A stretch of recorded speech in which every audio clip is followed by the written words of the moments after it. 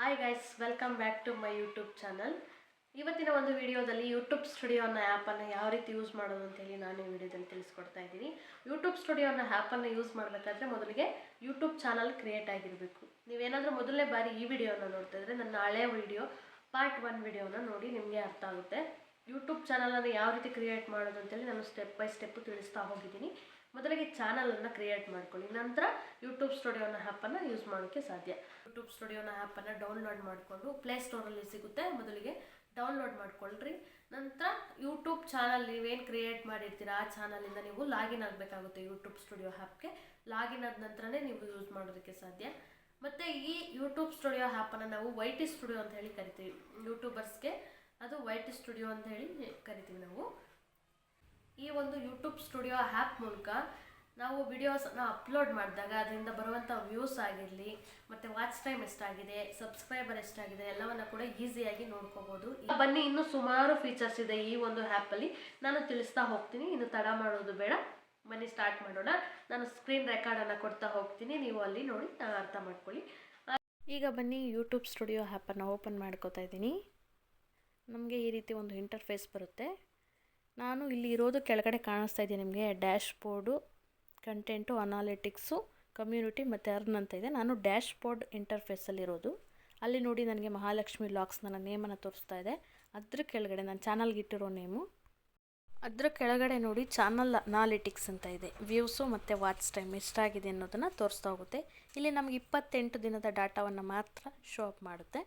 Next ಅದ್ರ ಕೆಳಗಡೆ videos ಏನಾದರೂ ಅಪ್ಲೋಡ್ ಮಾಡಿದರೆ ನೆಕ್ಸ್ಟು ಕೆಳಗಡೆ ಒಂದು ಆಪ್ಷನ್ ಬರುತ್ತೆ, ಲೇಟೆಸ್ಟ್ ಪಬ್ಲಿಷ್ಡ್ ಕಂಟೆಂಟ್ ಅಂತೇಳಿ.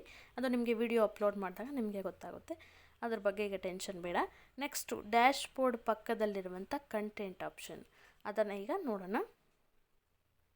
ಕೆಳಗೆ ಕಾಣಿಸ್ತಾ ಇದೆಯಲ್ಲ ಎರಡನೇ ಆಪ್ಷನ್, ಅದನ್ನು ಈಗ ಕ್ಲಿಕ್ ಮಾಡ್ಕೊಳ್ಳಿ, ಕಂಟೆಂಟ್ ಅನ್ನೋ ಆಪ್ಷನನ್ನು.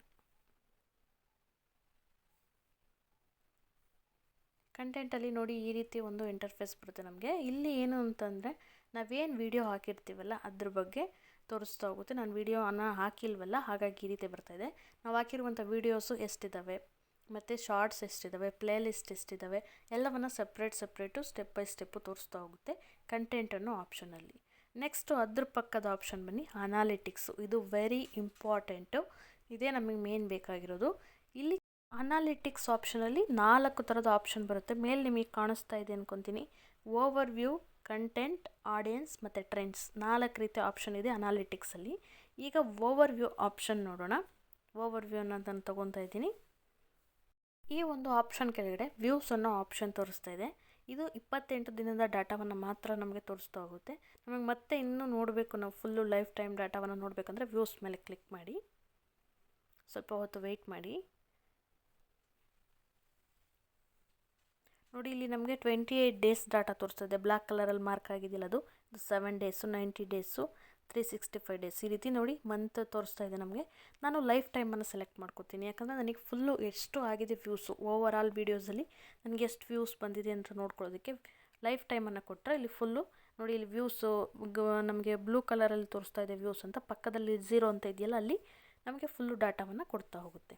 ನೆಕ್ಸ್ಟು ವ್ಯೂ ಪಕ್ಕದಲ್ಲಿ ವಾಚ್ ಟೈಮ್ ಮೇಲೂ ಕೂಡ ಅದೇ ರೀತಿ ನಾವು ಕ್ಲಿಕ್ ಮಾಡ್ತಾ ಹೋದರೆ ಅದರ ಡಾಟಾವನ್ನು ಕೂಡ ತೋರಿಸ್ತಾ ಹೋಗುತ್ತೆ. ನಮಗೆ ಎಷ್ಟು ದಿನದ್ದು ಬೇಕು ನಮಗೆ ಡಾಟಾವನ್ನು ಮೇಲೆ ನೋಡಿ ಅಲ್ಲಿ ತೋರಿಸ್ತಾ ಇದ್ದೀರಾ, ಅದನ್ನು ಸೆಲೆಕ್ಟ್ ಮಾಡ್ಕೊಳ್ಳಿ. ಫುಲ್ಲು ಬೇಕಂತ ಹೇಳಿದ್ರೆ ಅದರಲ್ಲೂ ಕೂಡ ಲೈಫ್ ಟೈಮನ್ನು ಸೆಲೆಕ್ಟ್ ಮಾಡ್ಕೊಳ್ಳಿ.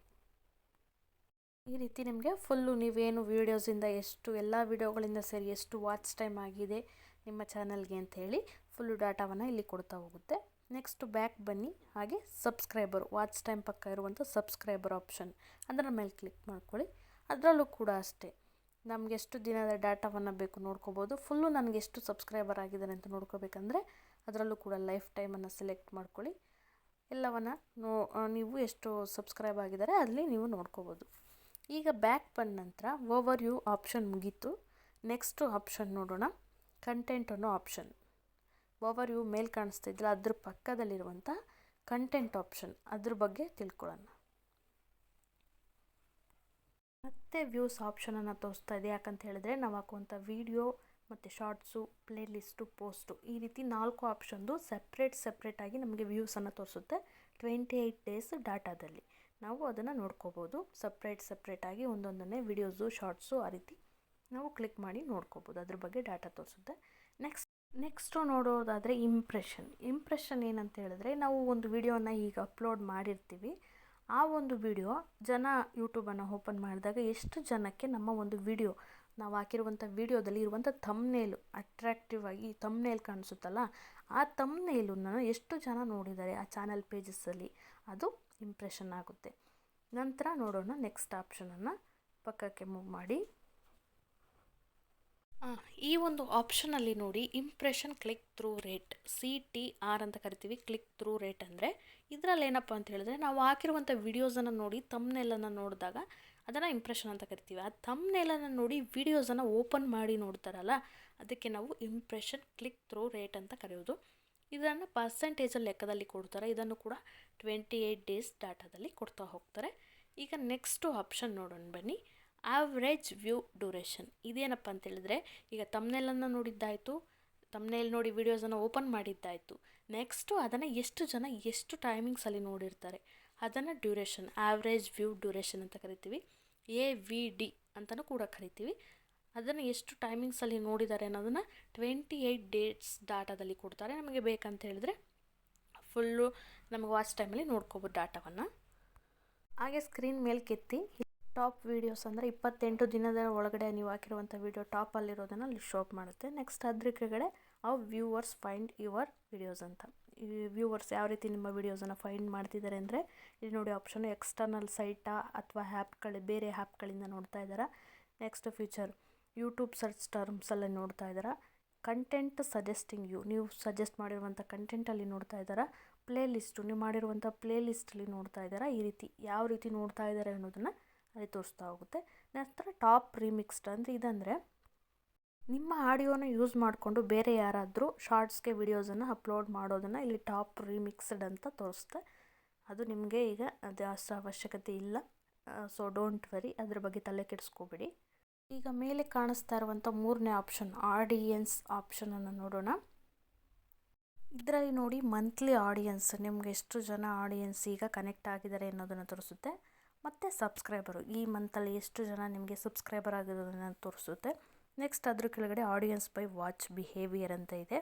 ಇದರಲ್ಲಿ ನಮಗೆ ನ್ಯೂ ವ್ಯೂವರ್ಸ್ ಎಷ್ಟು ಜನ ಇದ್ದಾರೆ, ಕ್ಯಾಶುವಲ್ ವ್ಯೂವರ್ಸ್ ಆಗಾಗ ನೋಡುವಂಥ ಜನ ಎಷ್ಟಿದ್ದಾರೆ, ಮತ್ತು ರೆಗ್ಯುಲರ್ ಆಗಿ ನಮ್ಮ ವಿಡಿಯೋಸನ್ನು ನೋಡುವಂಥ ಜನ ಎಷ್ಟಿದ್ದಾರೆ ಅದನ್ನು ತೋರಿಸ್ಕೊಡುತ್ತೆ. ನೆಕ್ಸ್ಟು ಕೆಳಗಡೆ ಪಾಪ್ಯುಲರ್ ವಿತ್ ನ್ಯೂ ವ್ಯೂವರ್ಸ್ ಅಂತ ಇದೆ. ಅಂದರೆ ನ್ಯೂ ವ್ಯೂವರ್ಸು ಹೆಚ್ಚು ನೋಡ್ತಾ ಇದ್ದಾರಾ ಅನ್ನೋದನ್ನು ತೋರಿಸುತ್ತೆ. ಹಾಗೆ ರೈಟ್ ಸೈಡು ಮೂವ್ ಮಾಡಿ. ಪಾಪ್ಯುಲರ್ ವಿತ್ ಕ್ಯಾಶುವಲ್ ವ್ಯೂವರ್ಸು, ಆಗಾಗೆ ನೋಡ್ತಾರಲ್ಲ ವಿಡಿಯೋನ, ಲಾಸ್ಟ್ ಮಂತ್ ನೋಡಿದ್ರು ಮತ್ತು ಈ ಮಂತಲ್ಲಿ ನೋಡ್ತಾರೆ, ಆ ಥರ ಕ್ಯಾಶುವಲ್ ವ್ಯೂವರ್ಸು ಜಾಸ್ತಿ ಇದ್ದಾರೆ ಅದನ್ನು ತೋರಿಸುತ್ತೆ. ನೆಕ್ಸ್ಟ್ ಆಪ್ಷನ್ನು ರೆಗ್ಯುಲರ್ ವ್ಯೂವರ್ಸು, ಇದು ಡೈಲಿ ನೋಡುವಂಥ ಜನಗಳು ಹೆಚ್ಚು ಇದ್ದಾರಾ ಅದನ್ನು ತೋರಿಸ್ಕೊಡುತ್ತೆ. ನೆಕ್ಸ್ಟ್ ಅದ್ರ ಕೆಳಗಡೆ ಬನ್ನಿ, when your viewers on YouTube, ಅದನ್ನು ಟೈಮನ್ನು ತೋರಿಸ್ಕೊಡುತ್ತೆ. ನೆಕ್ಸ್ಟ್ ಅದ್ರ ಕೆಳಗಡೆ ಡಿವೈಸ್ ಟೈಪ್ ಅಂದರೆ ಫೋನು, TV, ಕಂಪ್ಯೂಟ್ರು, ಟ್ಯಾಬ್ ಯಾವುದರಲ್ಲಿ ನಿಮ್ಮ ವೀಡಿಯೋಸನ್ನು ನೋಡ್ತಾರೆ ಅದನ್ನು ತೋರಿಸ್ಕೊಡುತ್ತೆ. ಅದ್ರ ಕೆಳಗಡೆ ಏಜ್, ಯಾವ ಏಜ್ ಪರ್ಸನ್ನು ನಿಮ್ಮ ವಿಡಿಯೋಸನ್ನು ನೋಡ್ತಾ ಇದ್ದರೆ ಅದನ್ನು ಪರ್ಸೆಂಟೇಜಲ್ಲಿ ತೋರಿಸ್ಕೊಡ್ತಾ ಹೋಗುತ್ತೆ. ನೆಕ್ಸ್ಟು ಜೆಂಡರ್, ಯಾವ ಜೆಂಡರ್ನವರು ನಮ್ಮ ವಿಡಿಯೋಗಳನ್ನು ನೋಡ್ತಾ ಇದ್ದಾರೆ ಅದೆಲ್ಲವನ್ನು ಕೂಡ ಏಜ್ ಡಿಫ್ರೆನ್ಸಲ್ಲಿ ಎಲ್ಲವನ್ನು ಕೂಡ ತೋರಿಸ್ತಾ ಹೋಗುತ್ತೆ. ನೆಕ್ಸ್ಟು ಜಿಯೋಗ್ರಫಿ, ನಮ್ಮ ಯಾವ ಕಂಟ್ರಿಯಿಂದ ನಮ್ಮ ವಿಡಿಯೋಸನ್ನು ನೋಡ್ತಾ ಇದ್ದಾರೆ ಅನ್ನೋದನ್ನು ಜಿಯೋಗ್ರಫಿ ತೋರಿಸ್ಕೊಡುತ್ತೆ. ನೆಕ್ಸ್ಟು ಟಾಪ್ ಸಬ್ಟೈಟಲ್, ಕನ್ನಡನ ಇಂಗ್ಲೀಷನ್ನು ಅಥವಾ ಹಿಂದಿ ಇಲ್ಲ ಜಾಸ್ತಿ ನೋಡ್ತಾರ ಅನ್ನೋದನ್ನು ಸಬ್ಟೈಟಲ್ ಅಂತೀವಿ. ಮತ್ತು CC ಲ್ಯಾಂಗ್ವೇಜ್ ಅಂದರೆ ಕ್ಲೋಸ್ಡ್ ಕ್ಯಾಪ್ಷನ್ ಅಂಥೇಳಿ, ಈ ನಾವು ಏನು ವಿಡಿಯೋನ ಮಾಡಬೇಕಾದ್ರೆ ವಾಯ್ಸ್ ಕೊಟ್ಟಿರ್ತೀವಿ ಅದನ್ನು ಅದು ಬರಹದ ರೂಪದಲ್ಲಿ ಮೇಲೆ ತೋರಿಸ್ತಾ ಇರುತ್ತೆ, ಅದನ್ನು CC ಲ್ಯಾಂಗ್ವೇಜ್ ಅಂತೇಳಿ ಕರಿತೀವಿ. Next watch time from subscribers ಅಂತ ಇದೆ. ನಮ್ಮ ಸಬ್ಸ್ಕ್ರೈಬರ್ಸಿಂದ ಎಷ್ಟು ವಾಚ್ ಟೈಮ್ ಕೌಂಟ್ ಆಗಿದೆ ಅನ್ನೋದನ್ನು ತೋರಿಸ್ತಾ ಹೋಗುತ್ತೆ. Next what your audience watches, ನಮ್ಮ ಆಡಿಯನ್ಸ್ಗಳು ಯಾವ ವಿಡಿಯೋನ ಹೆಚ್ಚು ನೋಡ್ತಾರೆ, ಆ ಟ್ರೆಂಡ್ ವಿಡಿಯೋಗಳನ್ನು ಯಾವ ರೀತಿ ವಿಡಿಯೋಗಳನ್ನು ನೋಡ್ತಾರೆ, ಅವ್ರಿಗೇನು ಇಂಟ್ರೆಸ್ಟ್ ಇದೆ ಅನ್ನೋದನ್ನು ತೋರಿಸುತ್ತೆ. Next channels that your audience watches, ನಮ್ಮ ವ್ಯೂವರ್ಸು ಅಥವಾ ಆಡಿಯನ್ಸು ಬೇರೆ ಯಾವ ಚಾನಲ್ ವಿಡಿಯೋಗಳನ್ನು ಜಾಸ್ತಿ ನೋಡ್ತಾರೆ ಅನ್ನೋದನ್ನು ಇಲ್ಲಿ ತೋರಿಸ್ಕೊಡ್ತಾ ಹೋಗುತ್ತೆ. Next formats that's your viewers watch on YouTube, ಯಾವ ರೀತಿ ವಿಡಿಯೋಗಳನ್ನು ಹೆಚ್ಚು ನೋಡ್ತಾರೆ, ಯಾವ ರೀತಿ ವಿಡಿಯೋ ಅವ್ರಿಗೆ ಇಷ್ಟ ಆಗ್ತಾ ಇದೆ ಅನ್ನೋದನ್ನು ಇಲ್ಲಿ ತೋರಿಸ್ಕೊಡ್ತಾ ಹೋಗುತ್ತೆ. ಇದರಿಂದ ನಮ್ಗೆ ಏನು ಹೆಲ್ಪ್ ಅಂತ ಹೇಳಿದ್ರೆ, ನಮ್ಮ ಆಡಿಯನ್ಸ್ಗೆ ಕನೆಕ್ಟ್ ಆಗೋಕ್ಕೆ ಈಸಿ ಆಗುತ್ತೆ. ಅವ್ರಿಗೇನು ಇಷ್ಟನೋ ಅದನ್ನು ನಾವು ಕೂಡ ಮಾಡಿ ಆಡಿಯನ್ಸ್ಗೆ ಕನೆಕ್ಟ್ ಆಗ್ಬೋದು, ಅದೊಂದು plus point. Next audience option ಮುಗಿದ ನಂತರ ಟ್ರೆಂಡ್ಸ್ ಆಪ್ಷನ್ಗೆ ಹೋಗೋಣ. ಮೇಲೆ ಕಾಣಿಸ್ತಾ ಇರುವಂಥ ಆಡಿಯನ್ಸ್ ಪಕ್ಕದಲ್ಲೇ ಟ್ರೆಂಡ್ಸ್ ಇದೆ. ಇದು ಅನಾಲಿಟಿಕ್ಸ್ನ 4ನೇ ಆಪ್ಷನ್ನು. ಇದರಿಂದ ನಮಗೇನಪ್ಪ ಬೆನಿಫಿಟ್ ಅಂತೇಳಿದ್ರೆ, ಇಲ್ಲಿ ನಮಗೆ ಕೊಟ್ಟಿರುವಂಥ ನೋಡಿ, ಇಲ್ಲಿ ಕಾಣಿಸ್ತಾ ಇದೆ ಸ್ಟಾರ್ಟ್ ವಿತ್ ಆ್ಯನ್ ಎಕ್ಸಾಂಪಲ್ ಅಂತ ಇದೆಯಲ್ಲ, ಈ ರೀತಿ ವಿಡಿಯೋಗಳನ್ನು ನಾವು ಮಾಡೋದ್ರಿಂದ ಟ್ರೆಂಡ್ಸ್ ಏನಿದೆ ಅದನ್ನು ಇಲ್ಲಿ ತೋರಿಸ್ತಾ ಹೋಗಿದರೆ ಅದ್ರ ಬಗ್ಗೆ ನಾವು ವಿಡಿಯೋ ಮಾಡೋದ್ರಿಂದ ನಮ್ಮ ವಿಡಿಯೋ ಕೂಡ ಪಾಪ್ಯುಲರ್ ಆಗೋ ಚಾನ್ಸಸ್ ಇರುತ್ತೆ. ನೆಕ್ಸ್ಟು ಈಗ ಬನ್ನಿ, ಈಗ ಅನಾಲಿಟಿಕ್ಸು 4 ಆಪ್ಷನ್ನು ಕೂಡ ಮುಗೀತು. ನೆಕ್ಸ್ಟು ಅದ್ರ ಪಕ್ಕದಲ್ಲಿರುವಂಥ ಕೆಳಗಡೆ ಕಾಣಿಸ್ತಾ ಇದೆಯಲ್ಲ 4ನೇ ಆಪ್ಷನ್ನು ಕಮ್ಯುನಿಟಿ ಅಂತ ಇದೆಯಲ್ಲ, ಅದರ ಮೇಲೆ ಕ್ಲಿಕ್ ಮಾಡ್ಕೊಳ್ಳಿ. ಅದರಲ್ಲಿ ಈಗ ನೋಡಿ ಬಂದಿದೆ ನಮ್ಮ ಕಮೆಂಟ್ಸ್ಗಳೇನಿದೆ 28 ಡೇಸಲ್ಲಿ ಆ ಕಮೆಂಟ್ಸನ್ನು ತೋರಿಸುತ್ತೆ. ಮತ್ತು ಮಂತ್ಲಿ ಆಡಿಯನ್ಸ್, ಈ ಮಂತ್ 28 ಡೇಸಲ್ಲಿ ಎಷ್ಟು ಜನ ಆಡಿಯನ್ಸ್ ನಮಗೆ ಕನೆಕ್ಟ್ ಆಗಿದ್ದಾರೆ ಅನ್ನೋದು ತೋರಿಸ್ತಾ ಹೋಗುತ್ತೆ ಕಮೆಂಟ್ಸು. ಮತ್ತು ವ್ಯೂವರ್ಸು, ನಮ್ಮ ವಿಡಿಯೋಗಳನ್ನು ನೋಡುವಂಥ ವ್ಯೂವರ್ಸು, ಅವರು ಕೂಡ ಪೋಸ್ಟ್ಗಳನ್ನು ಹಾಕಿದರೆ ಎಷ್ಟು ಜನ ಪೋಸ್ಟ್ಗಳನ್ನು ಆ್ಯಡ್ ಮಾಡಿದ್ದಾರೆ ಅನ್ನೋದನ್ನು ಅಲ್ಲಿ ತೋರಿಸ್ತಾ ಹೋಗುತ್ತೆ. ನೆಕ್ಸ್ಟು ಕೆಳಗಡೆ ಮಾಡರೇಷನ್ ಅಂತ ಇದೆ, ಕೆಲವೊಂದು ಸೆಟ್ಟಿಂಗ್ಸ್ ಇನ್ಫಾರ್ಮೇಷನ್ ಇರುತ್ತೆ. ಅದಾದ ನಂತರ ಈಗ ನೋಡಿ 5ನೇ ಆಪ್ಷನ್ನು, ಕೆಳಗಡೆ ಇರುವಂಥ 5ನೇ ಆಪ್ಷನಲ್ಲಿ ಅರ್ನ್ಸ್ ಅಂತ ಇದೆ. ಇದರಲ್ಲಿ ನಾವೇನು ನೋಡ್ಕೋಬೇಕಂತ ಹೇಳಿದ್ರೆ, ನಾವು ಒಂದು ಎಲಿಜಿಬಿಲಿಟಿ ಏನು ಕೊಟ್ಟಿದ್ದಾರೆ, ಎಲಿಜಿಬಿಲಿಟಿ ಕ್ರೈಟೀರಿಯಾ ಏನಿದೆ ಅದನ್ನು ನಾವು ಕಂಪ್ಲೀಟ್ ಮಾಡಬೇಕಾಗುತ್ತೆ. ಹಾಗಾಗಿ ಅದರ ಬಗ್ಗೆ ನೀಟಾಗಿ ಇಲ್ಲಿ ತಿಳಿಸ್ಕೊಟ್ಟಿದ್ದಾರೆ, ಅದನ್ನು ನೀವು ನೋಡಿಕೊಂಡು ಅರ್ಥ ಮಾಡ್ಕೊಳ್ಳಿ. ಫಸ್ಟು ವೀಡಿಯೋಸನ್ನು ಅಪ್ಲೋಡ್ ಮಾಡಿ, ನಂತರ ಇದ್ರ ಬಗ್ಗೆ ನೀವು ತಿಳ್ಕೊಬೋದು. ನೆಕ್ಸ್ಟು ಕೆಳಗಡೆ ಕಂಟಿನ್ಯೂ ಟು ಗ್ರೋ ಅಂತ ಇದೆ, ಅದು ಕೂಡ ಒಂದು ಎಲಿಜಿಬಿಲಿಟಿ ಕ್ರೈಟೀರಿಯಾನೇ ಅಲ್ಲಿ ತೋರಿಸ್ತಾ ಹೋಗಿದ್ದಾರೆ. ಎರಡು ರೀತಿಯ ಆಪ್ಷನ್ ಇರುತ್ತೆ, ನೀವೆರಡರಲ್ಲಿ ಯಾವುದಾದ್ರೂ ಒಂದನ್ನು ಮಾಡಬೇಕಾಗುತ್ತೆ. Next creator resource and tools, ಇದರಲ್ಲಿ ನಮ್ಗೆ ಏನಾದರೂ ಸಪೋರ್ಟ್ ಬೇಕಂದರೆ ಯೂಟ್ಯೂಬ್ ಕ್ರಿಯೇಟರ್ ಸಪೋರ್ಟ್ ಸಿಗುತ್ತೆ. ಮತ್ತು ಕಾಪಿರೈಟ್ ಯಾವ ರೀತಿ ಆಗುತ್ತೆ ಅನ್ನೋ ತೋರಿಸ್ತಾರೆ. ಮತ್ತು ವಿಡಿಯೋ ಅಲ್ಲಿ ಎಂಡ್ ಸ್ಕ್ರೀನನ್ನು ಹಾಕಿದ್ರೆ ವ್ಯೂಸ್ ಜಾಸ್ತಿ ಆಗುತ್ತೆ ಅನ್ನೋದು ಕೂಡ ಇನ್ಫಾರ್ಮೇಷನನ್ನು ಕೊಟ್ಟಿದ್ದಾರೆ. ನಾವು ವೀಡಿಯೋಸನ್ನು ಅಪ್ಲೋಡ್ ಮಾಡೋದಕ್ಕೆ ಸ್ಟಾರ್ಟ್ ಮಾಡೋಕ್ಕೂ ಮುಂಚೆನೇ ಕಮ್ಯುನಿಟಿ ಗೈಡ್ಲೈನ್ಸ್ ಏನಿದೆ ಅದನ್ನು ನೀಟಾಗಿ ಅರ್ಥ ಮಾಡಿಕೊಂಡು ನಂತರ ವೀಡಿಯೋಸನ್ನು ಅಪ್ಲೋಡ್ ಮಾಡೋದಕ್ಕೆ ಸ್ಟಾರ್ಟ್ ಮಾಡಬೇಕು. ಓಕೆನಾ? ಈಗ ನಾವು ಸ್ಟಾರ್ಟಿಂಗ್ ಆನ್ ಮಾಡಿದ್ವಲ್ಲ ಡ್ಯಾಶ್ ಬೋರ್ಡ್, ಕೆಳಗಡೆ ಕಾಣಿಸ್ತಾ ಇದೆ ನೋಡಿ ಡ್ಯಾಶ್ ಬೋರ್ಡ್, ಮೇನ್ ಇಂಟರ್ಫೇಸ್ಗೆ ಬಂದಿದ್ದೀವಿ. ಈಗ ಮೇಲೆ ಕಾಣಿಸ್ತಿರುವಂಥ ಪ್ಲಸ್ ಐಕನನ್ನು ಕ್ಲಿಕ್ ಮಾಡ್ತಿದ್ದೀನಿ. ಯಾಕಂತ ಹೇಳಿದ್ರೆ ಇಲ್ಲಿಂದ ನಾವು ವೀಡಿಯೋಸನ್ನು ಅಪ್ಲೋಡ್ ಮಾಡ್ಕೋಬೋದು ಈಸಿಯಾಗಿ, ಹಾಗಾಗಿ ಆ ಒಂದು ಪ್ಲಸ್ ಐಕಾನನ್ನು ಯೂಸ್ ಮಾಡಿ. ನೆಕ್ಸ್ಟು ಅದ್ರ ಪಕ್ಕದಲ್ಲಿರುವಂಥ ನೋಟಿಫಿಕೇಷನ್ ಬಟನ್, ಇದರಲ್ಲಿ ನಾವು ಏನೇನೆಲ್ಲ ಅಚೀವ್ಮೆಂಟ್ ಮಾಡ್ತೀವಿ ಅಥವಾ ಸಿಸ್ಟಮ್ ಅಪ್ಡೇಟ್ಸ್ ಆಗಿರಲಿ ಏನೇ ಇದ್ರೂ ಕೂಡ ಎಲ್ಲ ನೋಟಿಫಿಕೇಷನನ್ನು ಇಲ್ಲಿ ಒಂದೊಂದನ್ನೇ ಕೊಡ್ತಾ ಹೋಗುತ್ತೆ. ನಾವು ಈಸಿಯಾಗಿ ಆ ರೀತಿ ನೋಟಿಫಿಕೇಷನನ್ನು ನೋಡ್ಕೋಬೋದು. ನೆಕ್ಸ್ಟು ಹಾಗೆ ಬ್ಯಾಕ್ ಬನ್ನಿ. ಈಗ ನೋಡಿ 3ನೇ ಆಪ್ಷನ್ನು ಎಮ್ ಅಂತ ಕಾಣಿಸ್ತಿದ್ದಿಲ್ಲ, ಆ ಐಕಾನ್ ಮೇಲೆ ಕ್ಲಿಕ್ ಮಾಡ್ಕೊಂಡಿದ್ದೀನಿ. ಇದರಲ್ಲಿ ಏನಪ್ಪ ಅಂತ ಹೇಳಿದ್ರೆ ಮಹಾಲಕ್ಷ್ಮಿ ಲಾಕ್ಸ್ ಅಂತ ನನ್ನ ಪ್ರೊಫೈಲ್ ನೇಮ್ ತೋರಿಸ್ತಾ ಇದೆ. ಅದ್ರ ಪಕ್ಕ ಪೆನ್ಸಿಲ್ ಐಕಾನ್ ಕಾಣಿಸ್ತಿದ್ದಿಲ್ಲ, ಅದನ್ನು ಕ್ಲಿಕ್ ಮಾಡ್ಕೊಳ್ಳಿ.